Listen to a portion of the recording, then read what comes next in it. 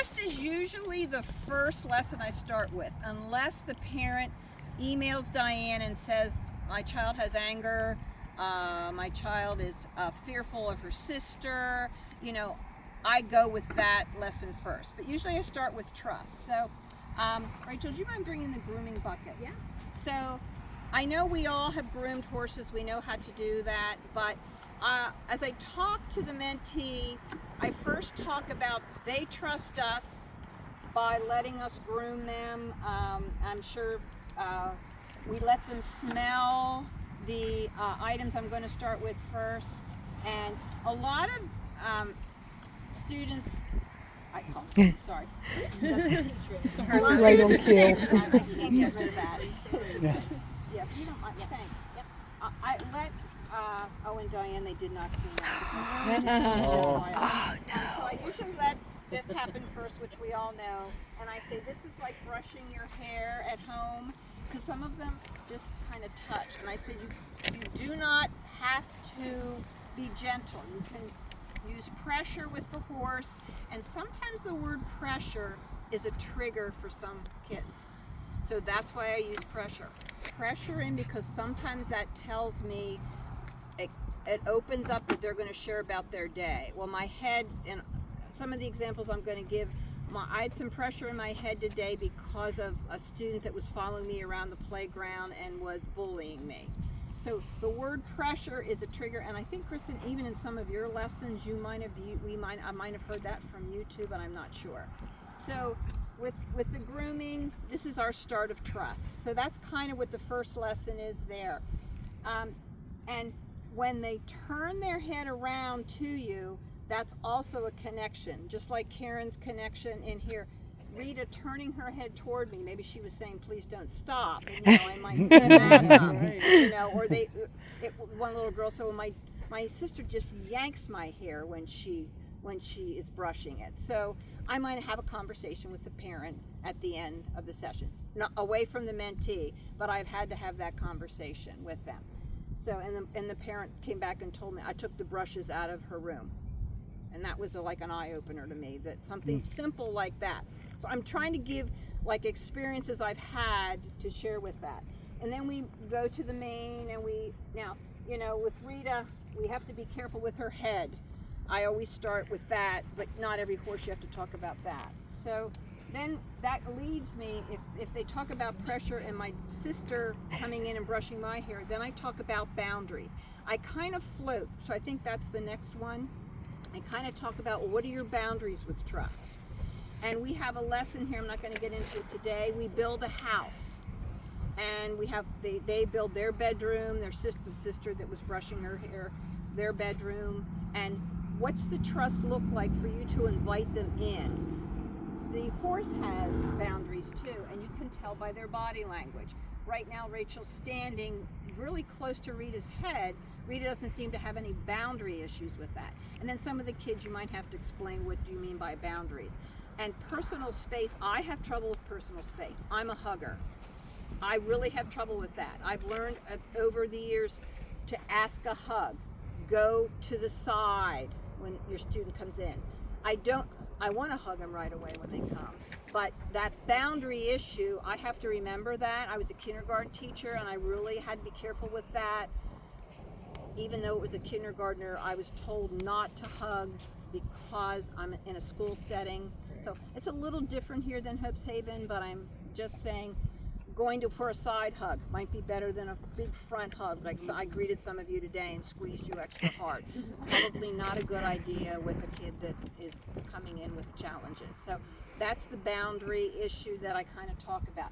I can tell if I've invaded a boundary, and they'll tell me about their bedroom or something, and you got to be careful with that. I haven't had anybody tell me about their specific bedroom yet, but that is a reason I make a room and let them choose their rooms. And most of the kids choose the bedroom, and then there's other siblings. You had someone that did a tree house, right? I had someone that did a tree house, yes. Really cool. And he talked about his dad. Oh, I could go on forever. And I said, oh, I did, because I had never, the mom didn't talk about the dad. It wasn't on horn that Diane had. I didn't even know the dad was in the picture because the mother told me when I was talking to her. But he told me about the tree house, thanks Angie, that he and his dad built. And he misses his dad and this tree house. So this is why he put the tree house down with his boundary. That was a real tear jerker too. And then I had to figure out how to tell the mother about that, but I don't know if she heard us up there or she asked us what we built, because they sit, Kurt and Elena, they sit, that white door above the hayloft is open. That's where the parents sit. We keep them out of the picture. What do you mean when you say you build a house? You draw on a... No, I use these white tubes. So they're The ground these tubes, poles. They make a square. Oh, okay. It's simple. Okay, Sharon. okay. It's real simple. I've had one of my kids use the noodles before. Yes. Like whatever you can use. Okay. Yeah. Or you cones, and this tree house was a little more intricate, which is the reason it wasn't just 4 rectangles and a square to the side of it. You know, and they always leave an opening in the house for their sister to come in. But we lead the horse in with that connection piece and see if the horse will follow them into their bedroom, or in this case the tree house that he started talking about his dad. I did have a conversation with that parent then, because she must have heard it from the loft and said, what were you building out there? And I had to say tree house, and she said, oh, did he talk about his dad? That was good. I didn't have to bring it up. The tree house, building it, thanks Angie, brought the subject up. Oftentimes it's in the back door. We leave a door open for a lot of kids, and it's always best when they open the door. So the body language is next. I don't know if that's the next lesson in there, and I know I'm getting off. The body language of the horse, the ears, that's also a trusting piece. Karen talking about backing up. Like if Rachel wants to get Rita to back up now, sometimes that's a hard issue to get horses to back up, and I tell them they really trust you. Now, I don't know if Rita will back up. And I always tell them too, Sue, like ask with the least possible, but then increase pressure if you need to, or increase, but always offer the lightest feel possible. Right. It's that pressure release. Once again, that word pressure. Yeah.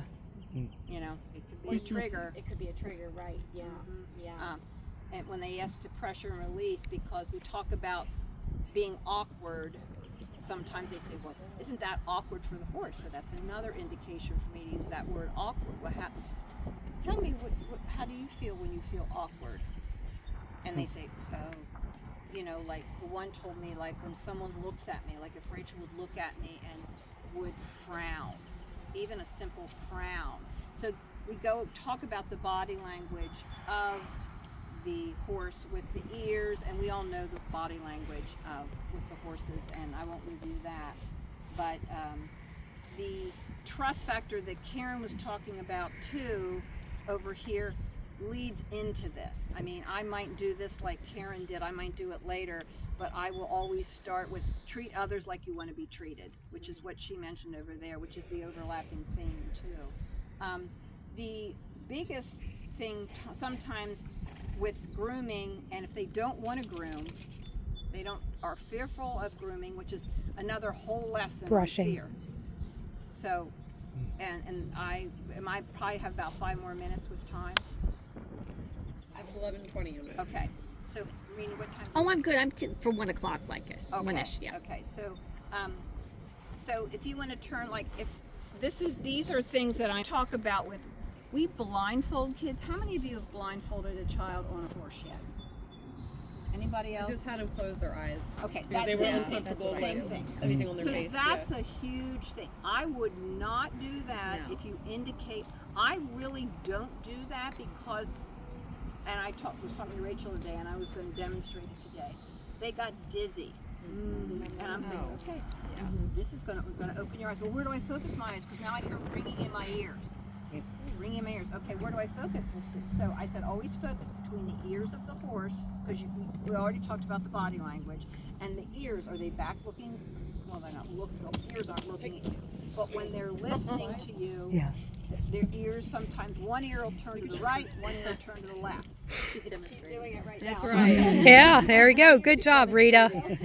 Right on cue today. That's the horse. That's why the horse is the mentor, not me. Mm-hmm. You know, and so I do not do that, but it's up to you how you feel comfortable with that. You know, hands out for balance, but then I find they start squeezing their knees and then the horse takes off. Giddy up. So I am really leery about doing that, but it is in our lesson plan, blindfolding with trust. But you know, I take, like, if the child is even fearful of getting on the horse, I've had push-ups. They do a push-up, and that's all. When they're dizzy, I come down and hug the horse. That was my experience with this person. And then the bee. Oh, the bee's coming in mind. I never did find the bee, but I learned from Rachel a quick exit to get off. And we were off that horse because I was not waiting around for that bee in the helmet. We're on the horse. We're on the horse. Or the horse. Do you imagine if the horse got stung? And I tried not to panic when I heard that the bee, but I think it was all part of the syndrome that they were going through. It went from dizziness to fear to ringing in my ears. It was an ADHD kid to I'm getting you off the horse as quickly as I can. So that Sue, was. have you ever done I know you said about the eyes and the bandana and all that. Have you ever done the arms out for Yes, trust, too? I've done the arms out, and then I talked about core. That's the other trust. That you have to build your core up to sit on a horse. And a lot of kids don't know what core is, abdomen muscle, so we do a little bit of breathing in and out and holding. But you have to be careful they don't squeeze their legs in around that horse to take it off. But I have done the balance, but then they have to, you know, and I will try the core muscle or maybe a little balance with yoga. I've done that. I'm a big fan of trying to get the balance with the yoga. That gives me a little bit of indication. On the just like horse? this. On the ground. I was going to say the core muscles and the arms out and the breathing is really a good relaxation technique too. Yes. And if a kid's nervous, they can practice that on the ground or they can practice that on the horse. Okay, we practice it on the ground first with balance, and if you see someone teetering all over the place, just can't even lift, you know, the leg up like this, you know, if kids, especially ADHD kids, I've done yoga on the ground with them because they can't pay attention for more than probably 20 minutes max. And I'm even cutting it down to That's a 10. challenge. Yes. With the student I had, it was maybe 10. Yeah, You know, sometimes Diane explains the stories, and I'm like, Diane, just give 2 sentences to each story because these kids, No. Yeah. they just can't handle that. So I know I'm going fast through the trust issues and I've played music. It doesn't work well. I've tried Bluetooth out here with music. The junior volunteer Zoe was here with me one time as a mentor. Well, she was a sidewalker. I wanted to try music to trust with the horse, see what the horse would do, now I couldn't play their favorite tunes, but we just played what Zoe had on her, you know, Spotify. But I don't know, has anyone tried music? No. Okay. And that was just another way that they relaxed. I was gonna say be a good relax tool. Yeah. And they talked a lot about that. My son was ADHD. Cross brain activity. The right side of your brain is the creative brain. The left side is the logical. You cross them. That's the best ideal. That leads me to my last is straight and cross path. I have taken the horse through obstacle courses of trust. They're trusting the mentee. The horse has to trust. You have to trust them. We'll have parallel lines. We'll start with parallel poles. They're easy. Then I cross them up. Or I'll make them go from letter F over here to letter B. Let's go over to letter R.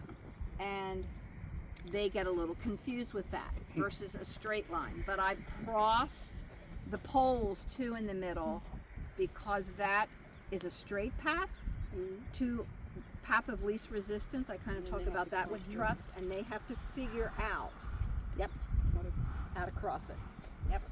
So I know that I just covered a little bit about each one, and I changed it because of the 2 mentors here. Oh, then this is going to fear. So I know that was a quick summary of going through the lessons quickly. Hopefully it helped.